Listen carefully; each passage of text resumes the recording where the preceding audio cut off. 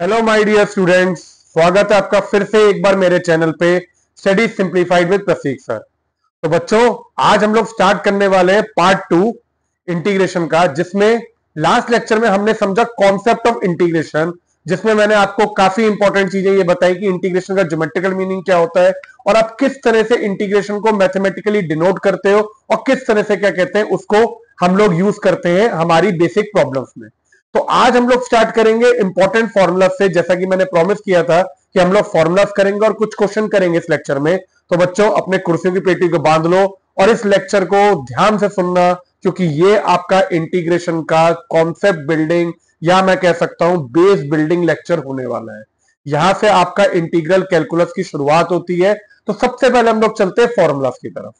तो देखो बेटा, एक चीज, जो पहली चीज फॉर्मूलेज में आपको ध्यान रखनी है वो ये है कि आपके जो ये फॉर्मूले हैं वो डिफरेंशिएशन के उल्टे हैं। मतलब हम लोग अभी वही फॉर्मूले करेंगे जिनका डेरिवेटिव आपने निकाला था, उसी फंक्शन का उल्टा इंटीग्रेट हम लोग अभी करेंगे।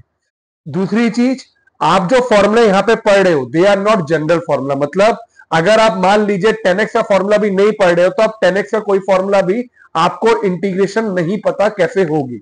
तो हम लोग ने जैसे वहां पे सारी टिग्नोमेट्री के डिफरेंशिएशन सीख ली थी या पॉलिनोमियल की डिफरेंशिएशन सीख ली थी, यहां पे जो आप फॉर्मूले पढ़ रहे हो वही फॉर्मूले आप यूज करोगे। तो चलो स्टार्ट करते हैं। सबसे पहले x की पावर m।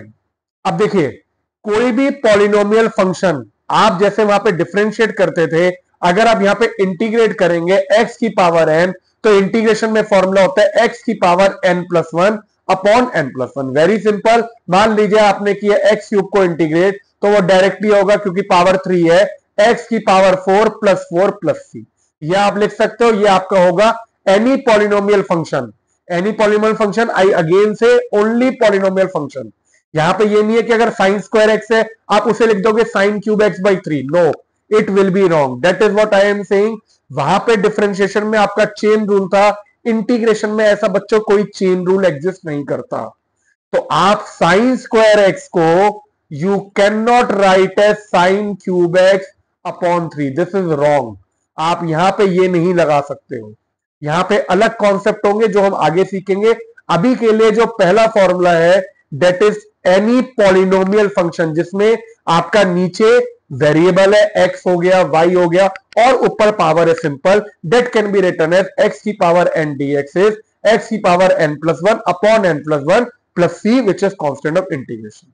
इसी कॉन्सेप्ट से अगर मान लीजिए यहां पे आपका कुछ भी नहीं है, विच इज एक्स की पावर 0, अगर मान लो यहां पे खाली dx है, कोई कांस्टेंट है, मान लो 2 है, 3 है, एक्स की पावर 0 है, तो इसका हो जाएगा एक्स की power 1 upon 1 plus c which is x plus c. इसीलिए अगर मैं खाली dx लिख रहा हूं तो it is equal to x plus c. या अगर मान लीजिए मैं 2dx लिख रहा हूं तो 2 क्योंकि कांस्टेंट है वो बाहर रह जाएगा, तो it will be 2dx which will be also 2x plus c. तो this is the basic formula which is x, क्योंकि कुछ नहीं लिखा बच्चों, तुम्हारा वेरिएबल क्या, एक्स की पावर 0, जिसमें एक्स की पावर 1/1 हो जाएगा। तो this is first formula. Let us move to second formula. देखो, आपको पता है, देखो यहां पे आपको साथ में पैरेलली एनसीईआरटी में डेरिवेटिव भी दिया है, लेकिन हमें अब इसकी जरूरत नहीं है। आप सीधे यहां पे देखो, integration of cos x। cos x का इंटीग्रेशन होता है sin x, क्योंकि sin x का डेरिवेटिव cos x होता है, cos x का इंटीग्रेशन is sin x। This is second formula which you have to remember. Third पे चलते हैं बेटा। थर्ड फॉर्मूला है आपका साइन एक्स। साइन एक्स की इंटीग्रेशन होती है माइनस कॉस एक्स। अब ये क्यों होता है? क्योंकि कॉस एक्स का अगर आप डेरिवेटिव देखो माइनस साइन एक्स होता था, तो साइन एक्स का अगर मैं एंटी डेरिवेटिव देखो it will be minus cos x. तो साइन एक्स का anti derivative is minus cos x. This is your third formula. तो integral of cos x is sine x and integral of sine x is minus cos x. Opposite of differentiation, cos x sin x का derivative cos x होता था, cos x का derivative minus sin x होता था, correct. sin x का anti derivative is या integral minus cos x and cos x का sin x। देखो next is fourth, tan x का डेरिवेटिव क्योंकि sec स्क्वायर x होता था, तो fourth formula is for secant square x। अब फिर से मैं वो कहूंगा secant स्क्वायर x का एंटी डेरिवेटिव tan x, इसका मतलब sec x का डेरिवेटिव tan x नहीं होता है। यही चीजें इंटीग्रेशन को बेटा डिफरेंशिएशन से फर्क बनाती है। अगर मैं कह रहा हूं sec स्क्वायर एक्स का डेरिवेटिव 10x है, इसका मतलब खाली sec स्क्वायर एक्स होना चाहिए, ना sec क्यूब एक्स ना sec एक्स। आप इस फॉर्मूले को जनरलाइज नहीं कर सकते। आप ऐसा नहीं कह सकते हो कि sec एक्स का डेरिवेटिव फिर √10x लिख देंगे। No, that is not possible. This does not exist in integration. Integration में सिंपल से जो फॉर्मूले हम उसे एज इट इज यूज कर सकते हैं। अगर मुझे sec स्क्वायर एक्स दिख रहा है मैं उसे 10x लिख सकता हूं, लेकिन उसके अलावा अगर ये डिग्री चेंज होती है तो हम लोग sec स्क्वायर एक्स का इंटीग्रेशन 10x है, लेकिन sec एक्स या sec क्यूब एक्स का नहीं होगा। ऐसे ही क्योंकि cot x का derivative minus cos x square x होता है, cos x स्क्वायर एक्स का integration your fifth formula is minus cot x। Similarly अगर आगे चले तो क्योंकि sec x का derivative sec x tan x होता है, तो sec x का anti derivative sec x tan x का anti derivative will be sec x। This is your sixth formula. Similarly cosec x cot x का derivative होगा minus cosec x।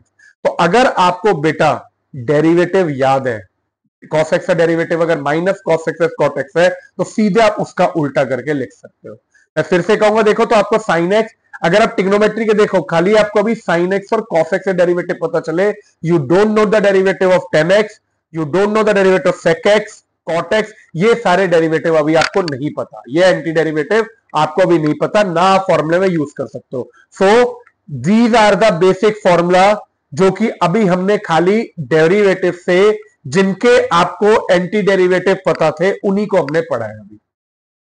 तो cos x का derivative sin x का derivative minus cos x, sec square x का derivative 10x, cos x square x का minus cot x, sec x tan x का sec x और cos x cot x का minus cos x। Similarly अगर मैं inverse में चलूं तो sin इनवर्स x का डेरिवेटिव 1/√1 माइनस x स्क्वायर होता था। तो एक फॉर्मूला इज, अगर आपका 1/√1 माइनस x स्क्वायर है, इसका डेरिवेटिव होगा sin इनवर्स x। यहाँ पे 1 और यहाँ पे x स्क्वायर। इसी को मैं माइनस cos इनवर्स x भी लिख सकता हूं, दैट इज डिपेंडिंग ऑन हमें प्रूफ करना है क्या करना है, वो हम आगे सीखेंगे। And last formula dx/1 plus x square is tan inverse x। तो दीज आर द 10 बेसिक फॉर्मूले।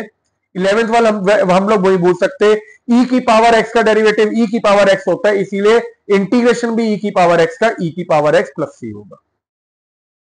12th formula which is very important, देखो अगर आप इंटीग्रेशन करते थे 1/x की, तो आपको मिलता है log x। This is log to the base e which is ln x plus c also हम लोग लिख सकते हैं। This is very important. देखो अगर आप 1/x को डेरिवेटिव करते थे तो आप बिल्कुल पॉलिनोमियल फंक्शन लगाते थे विच वॉज x की पावर -1 आप करोगे तो उसका आपका -1/x स्क्वायर आ जाता था विच वॉज डेरिवेटिव। लेकिन देखो अगर आप बेटा इसे इंटीग्रेशन में आप कहो सर ये तो x की पावर -1 है, इसको इंटीग्रेट करेंगे तो अगर हम ये फॉर्मूला लगाएंगे -1 + 1 upon -1 + 1, it will B denominator में 0 आ जाएगा और x की पावर 0। इसीलिए 1/x का इंटीग्रेशन is ln x and it is not done by the formula of polynomial. हाँ, अगर आपका 1/x स्क्वायर है आप उसे लिख सकते हो x की पावर -2, उसमें आप वही फॉर्मूला लगाओगे। लेकिन अगर आपका exception is only 1/x which is log x, अगर आपको कहीं पे भी 1/x दिखेगा विच इज x की पावर -1, तो उसका anti derivative will be ln x। Similarly a की पावर x का डेरिवेटिव, अगर आपका मान लो 2 की पावर x है, 3 की पावर x है, e को छोड़ के अगर कोई भी यहां पे और कोई कांस्टेंट है और ऊपर पावर है, उसका डेरिवेटिव है a, एंटी डेरिवेटिव है a की power x upon log a। I hope बच्चों ये आपको बेसिक फॉर्मूले क्लियर है। अच्छा अब देखो मैं अभी आपको बार बार कुछ एक्स्ट्रा फॉर्मूले मैंने लिख रखे हैं, वो कैसे आएंगे वो हम लोग आगे पढ़ेंगे, लेकिन आप ध्यान रखिएगा अगर मान लो बच्चों यहां पे होता sin 2x dx, अब साइन का डेरिवेटिव आपको पता है, sin x का डेरिवेटिव होता है cos x, करेक्ट। अगर बाई चांस यहां पे एंगल मेरा चेंज हो जाता है, 2x हो जाता है, 3x हो जाता है, या कोई नंबर कांस्टेंट, याद रखना कांस्टेंट, ये नहीं कि e की पावर x कर दे, नहीं, दैट इज डिफरेंट।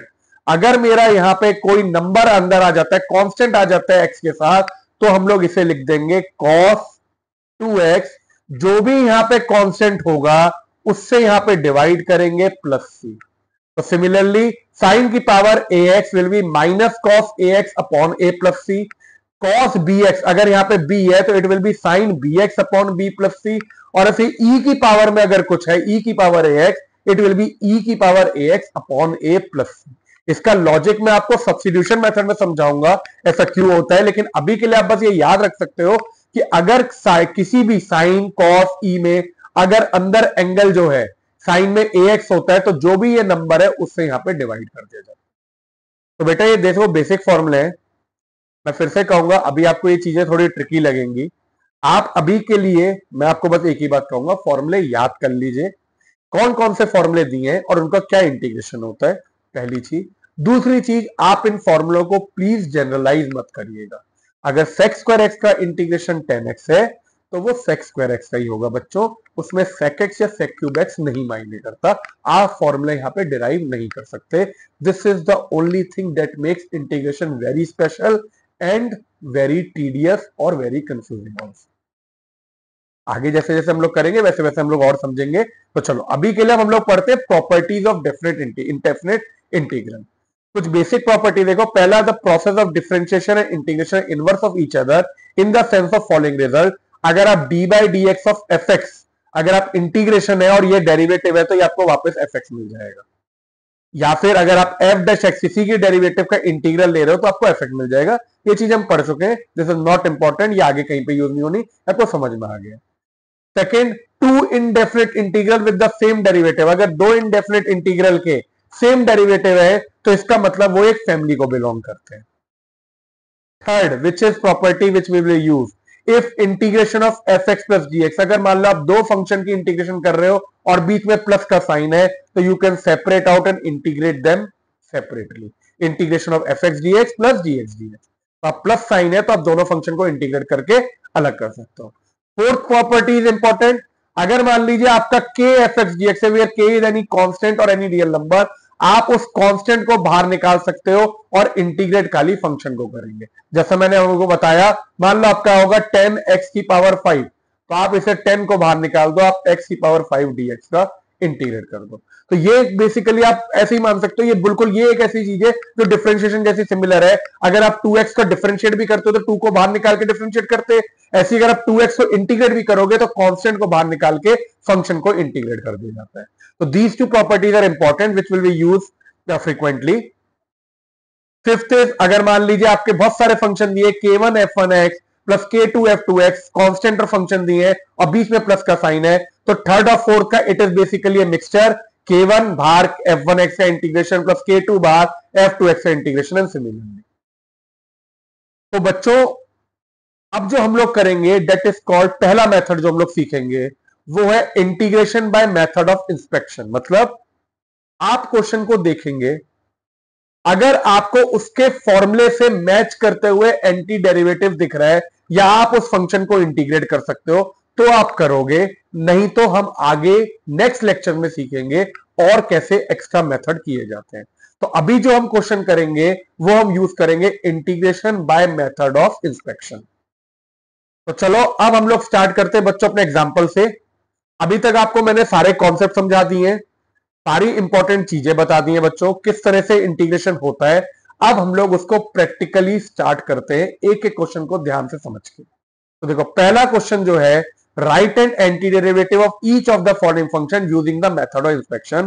पहला क्वेश्चन मुझे दिया है cos 2x, तो मैंने क्या किया, y is equal to integration of cos 2x dx, मुझे इसको इंटीग्रेट करना है।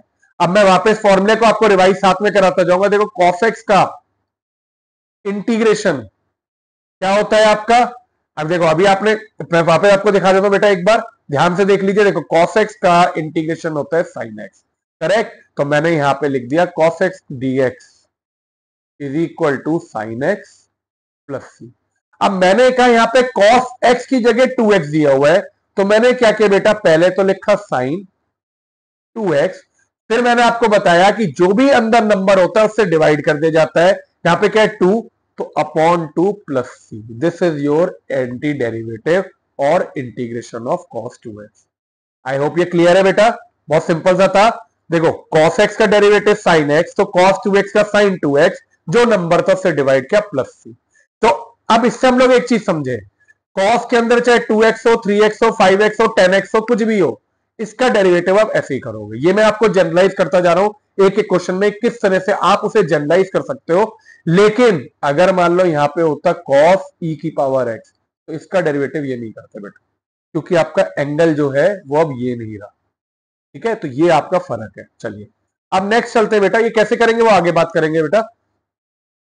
Second, integration of 3x square plus 4x cube, आगे मैंने लगा दिया dx।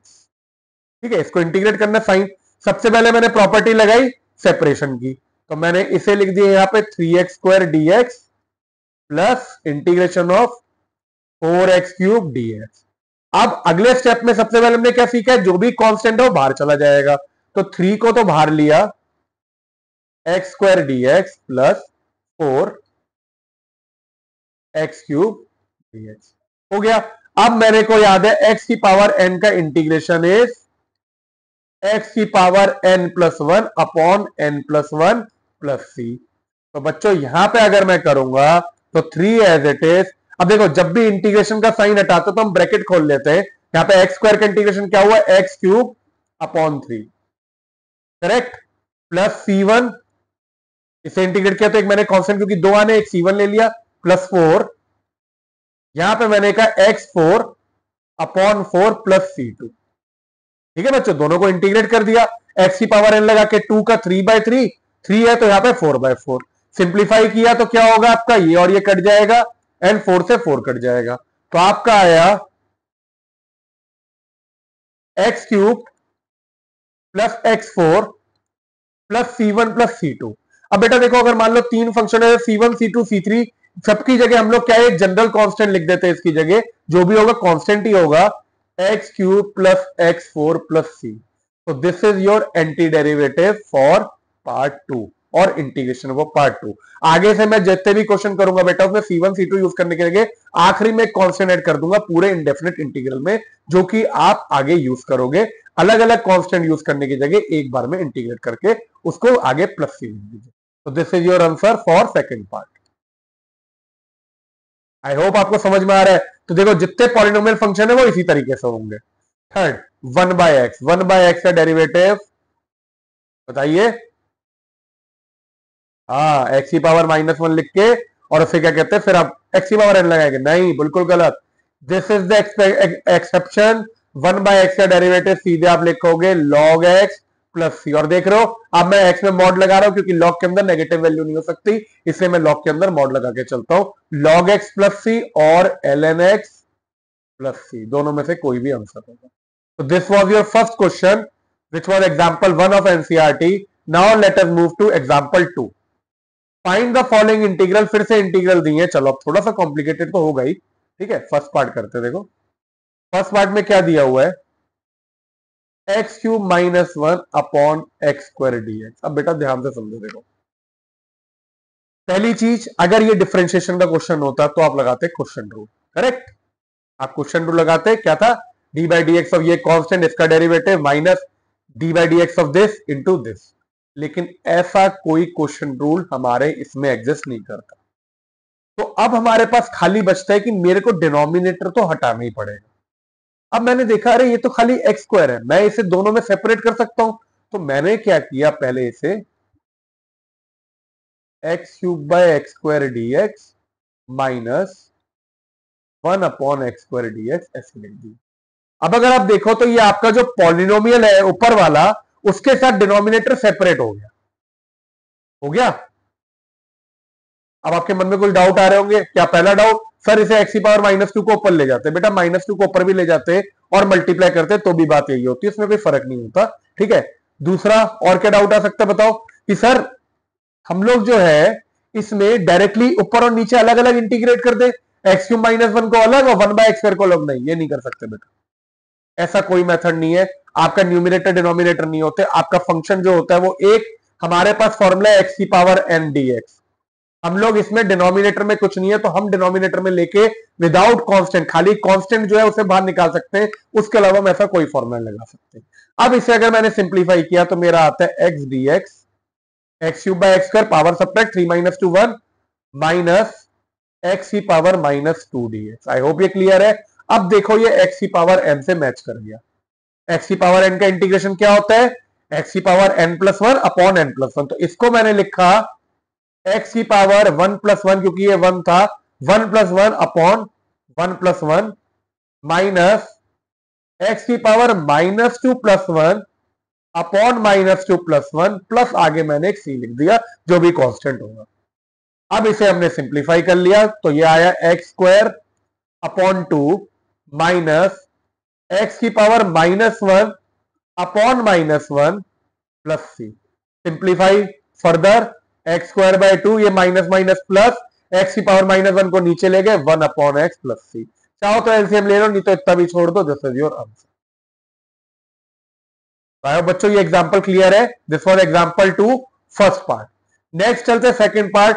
आई होप बच्चों ये देख के आपके लिए बिल्कुल केक वॉक होगा। इसके बाद अगर हम ओरली करें तो भाई इसे सेपरेट करेंगे और इंटीग्रेट करेंगे और कुछ नहीं करना।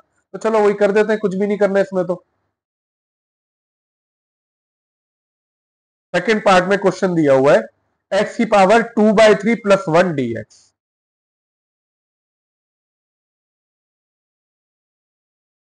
सबसे पहले सेपरेट किया x की पावर 2/3 dx, और बेटा ये dx साथ में जरूर लिखना जब जब आप करोगे। ये आ गया 1 dx, ठीक है। अब क्या होगा, this is polynomial function x की पावर 2/3, फिर से x की पावर n वाला रूल लगा, x की power 2/3 plus 1 upon 2/3 plus 1 plus 1 constant है, बाहर लिखेंगे कोई फर्क नहीं होगा, 1 को बाहर लिख देंगे तो भी 1 ही रहेगा। dx का इंटीग्रेशन आपने पढ़ा है x होता है, प्लस c लगा दिया। अब इसे सिंप्लीफाई किया, x की power 2/3 plus 1 will be x की power 5/3 is 5 upon 5/3 plus x plus c। इसको रीअरेंज कर देते हैं बस, तो 5/3 ऊपर जाएगा, दिस विल बी 3/5 x की power 5/3 plus x plus c। So this was your second part of example 2. Let us move to third part quickly. x की पावर 3/2, पहले क्वेश्चन नोट कर लेते बेटा।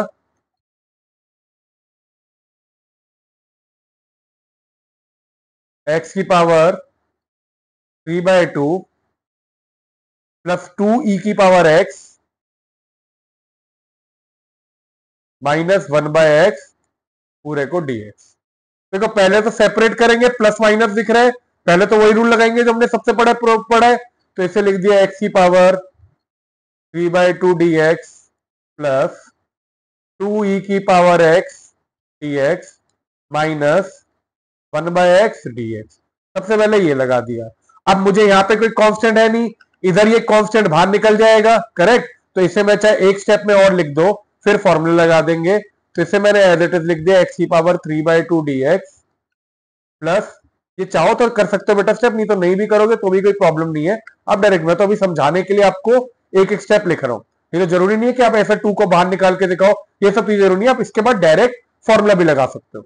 अब मैंने इसे लगाया x की पावर n का formula, it will be x की power n plus 1 upon n plus 1 plus 2 as it is. e की पावर x का फॉर्मूला आपको पता है सेम होता है, e की पावर x। 1/x का फॉर्मूला अभी आपने पढ़ा, 2 बार आप कर चुके हैं, log x होता है, तो यहां पे हुआ log x प्लस सी, बाद में आ गया प्लस सी एक कांस्टेंट। इसे सिंप्लीफाई कर दिया, 3/2 प्लस 1 विल बी 5/2, तो ये आएगा देखो 5/2, ये जो 5/2 है ऊपर जाके ये 2/5 हो जाएगा, प्लस 2e की power x minus log x plus c. तो this is your answer for third part. तो बेटा आप देख रहे होगे अभी आपको बिल्कुल डायरेक्ट से फॉर्मूले मैच, जो आपने फॉर्मूले पढ़े उससे बिल्कुल मैच मिल रहा है। x की पावर n है, आपने x की पावर n का फॉर्मूला लगा दिया, e की पावर x है, e की पावर x का लग गया। तो जब तक आपको, this is method of inspection, आप देख रहे हो, इंस्पेक्ट कर रहे हो, फॉर्मूले से मैच कर रहे हो और आप फॉर्मूला लगा रहे हो। चलो नेक्स्ट एग्जाम्पल पे चलते हैं। अरे वाह, अब ये आ गया टिग्नोमेट्री का एग्जाम्पल। तो पहले पे करते, देखो पहला दिया हुआ है आपको sin x plus cos x dx। पहले स्टेप में इंटीग्रेट करना है, तो आपने क्या किया, इसे अलग अलग कर दिया, sin x dx plus cos x dx। अब बच्चों sin x की इंटीग्रेशन हुई हमारी माइनस cos x, ये हमने पढ़ा हुआ है, ठीक है। और cos x की इंटीग्रेशन क्या हुई है आपकी sin x प्लस, ये आपका इंटीग्रेशन हो गया डायरेक्टली। तो जब हमें डायरेक्ट फॉर्मूले से पता था sin x और cos x, हमने डायरेक्टली इंटीग्रेट कर दिया।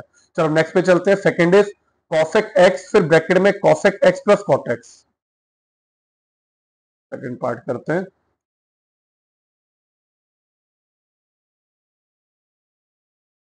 cosec x और फिर आपको है cosec x plus cot x। अब देखो पहले आप फॉर्मूले पे जाओ और आप ये समझो कि हम लोग कौन से फॉर्मूले लगा सकते हैं, क्योंकि बात यही है कि देखो अभी आप अगर फॉर्मूले कवर में हम लोग देखें तो आपको देखो cosec स्क्वायर x का फॉर्मूला पता है माइनस cotec x, ठीक है, और आपको cosec x cot x का फॉर्मूला पता है माइनस cosec x। करेक्ट, ये दोनों फॉर्मूला आपको पता है cosec स्क्वायर x का और cosec x cotec x का। अब हम लोग क्वेश्चन पे चलते हैं वापस। तो अगर मैं कहूं, अगर मैंने सोचा कि अगर मैं इन दोनों को मल्टीप्लाई कर दूं तो cosec स्क्वायर x हो जाएगा और ये क्या हो जाएगा आपका cosec x cot x हो जाएगा, होगा ना। तो चलो सबसे पहले तो मल्टीप्लाई कर देते हैं। क्यों? क्योंकि हमें कोई डायरेक्ट फॉर्मूला नहीं पता, तो सबसे पहले हमने क्या किया, इसे मल्टीप्लाई किया। तो आपका आया cosec स्क्वायर x, dx को अलग कर दिया, प्लस अगले में मल्टीप्लाई किया, इंटीग्रेशन को रूल लगा के अलग कर दिया, cosec x cot x dx। अब ये आपके दोनों इंटीग्रेशन फॉर्म में आ गए, जिसके फॉर्मूले आपको ऑलरेडी पता है। अभी आपने पढ़ा cosec स्क्वायर x का dx इंटीग्रेशन होता है माइनस cot x, और cosec से cot x का क्या होता है माइनस cosec x। तो आपने क्या किया, इधर लिख दिया minus cot x minus cosec x plus, this will be your answer. Minus चाहो तो कॉमन निकाल सकते हो, नहीं निकालोगे तो भी आपका ये आंसर हो जाएगा। तो दिस वाज सेकंड पार्ट। फिर से वही चीज, हमें जब तक फॉर्मूले डायरेक्ट नहीं पता हम इंटीग्रेट नहीं कर पाते, it is integration by inspection. तो उसी तरह से हमने पहले उस फॉर्मूले के उसमें बनाया और उसके बाद उसे इंटीग्रेट कर दिया। चलिए अब चलते हैं थर्ड पार्ट पे। थर्ड पार्ट से आपको और समझ में आएगा। देखिए थर्ड पार्ट में आपको दिया हुआ है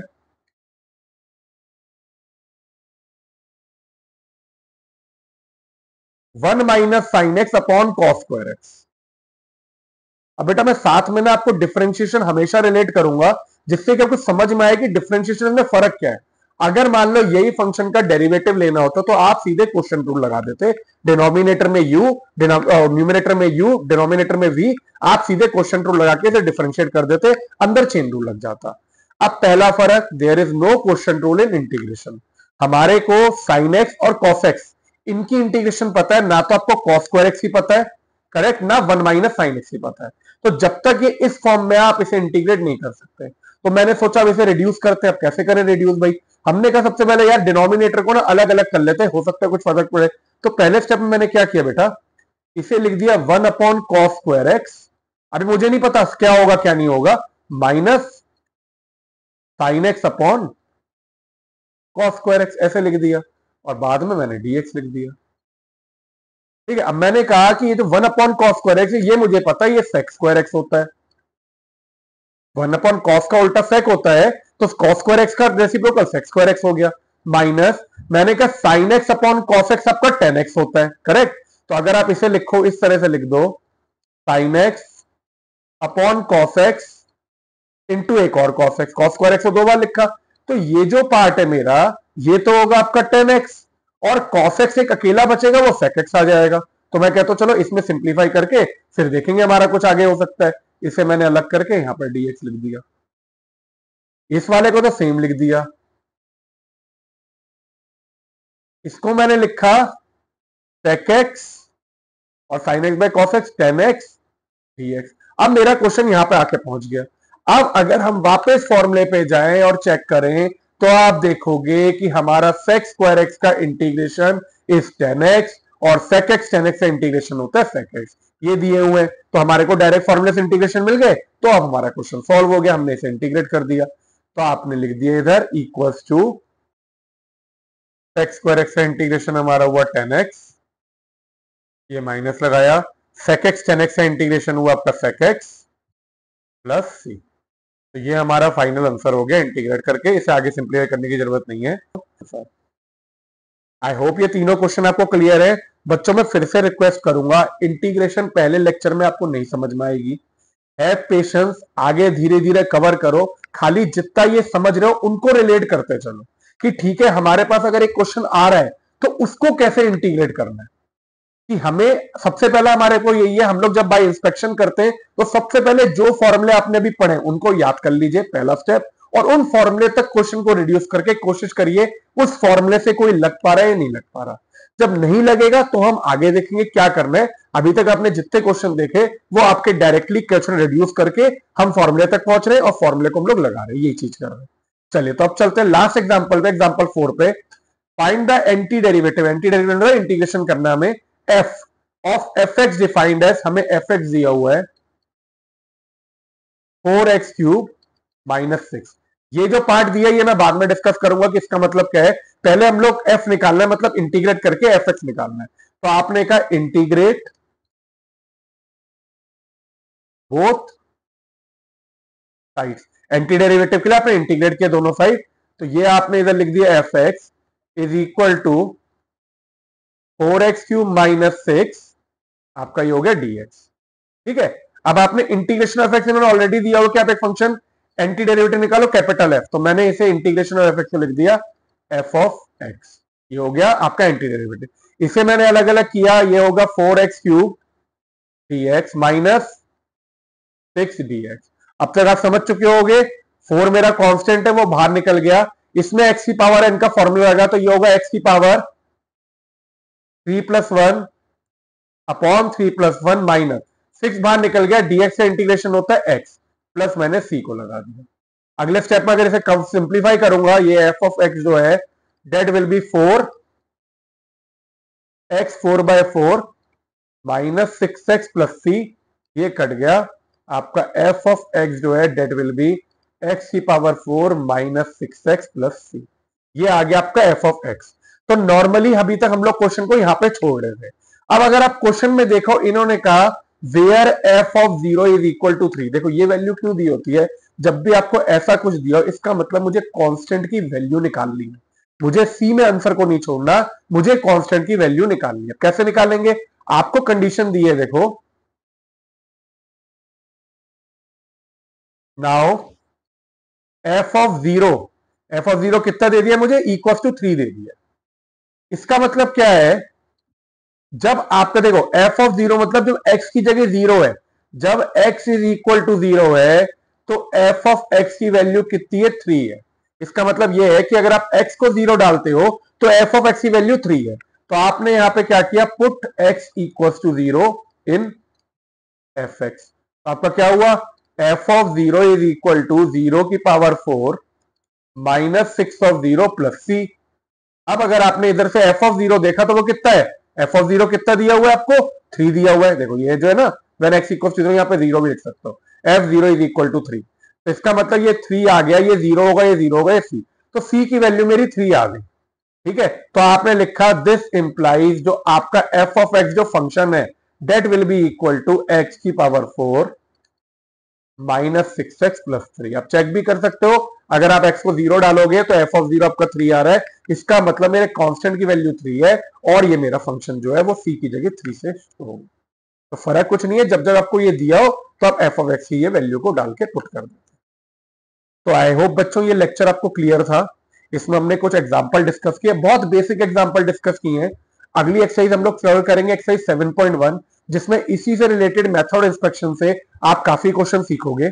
आगे जैसे जैसे हम आगे बढ़ेंगे और नए मेथड कवर करेंगे और नई ट्रिक्स सीखेंगे और डिफरेंशिएशन इंटीग्रेशन को रिलेट करेंगे। तो इसके लिए बच्चों आपसे रिक्वेस्ट है, प्लीज सब्सक्राइब का बटन दबाइए जो बच्चे नए आए, लेक्चर को लाइक करिए, शेयर करिए, कमेंट्स करिए अपने अगर कोई प्रॉब्लम है। मैंने अपना व्हाट्सएप नंबर भी दिया हुआ है, अगर आपको कोई डाउट आता है प्लीज कमेंट करें। आप जितने छोटे से छोटे डाउट भी पूछेंगे उतना ये will be glad to clear it, जिससे कि आपको ये समझ में आ सके। तो चलो बच्चों नेक्स्ट लेक्चर मिलते हैं, तब तक के लिए बाय, टेक केयर।